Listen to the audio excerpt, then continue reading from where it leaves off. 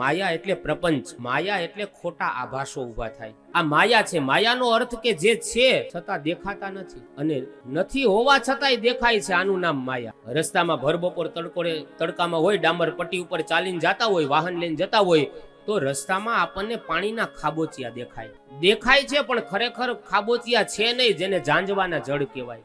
એટલા માટે તો આપણે ત્યાં ગવાણું છે. તો એ દેખાય છે કે આ તો ઝાંઝવાના પાણી, જૂઠી માયા રે બંધાણી, મોતીડા નહીં રે. એ દેખાય છે ખાબોચિયા, પણ ખરેખર ખાબોચિયા છે નહીં. ટોકીસમાં ફિલ્મ હાલતું હોય અને પડદામાં આગ લાગે ને એવું દ્રશ્ય દેખાય. ખરેખર પડદામાં આગ લાગી નથી, પણ દેખાય છે. હવે કોઈ આગ જોઈને કઈ પાણીની ડોલ લઈને કોઈ દોડતો નથી જોવા વાળો.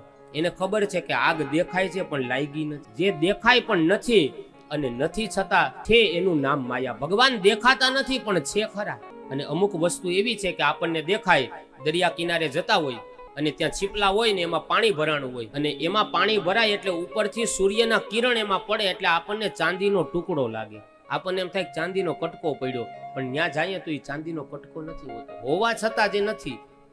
એટલા માટે કહે ધીમે ધીમે પ્રીતિ કેરો દીવડો પ્રગટાવ્યો. ધીમે ધીમે પ્રીતિ કેરો દીવડો પ્રગટાવ્યો. રામના રખોપા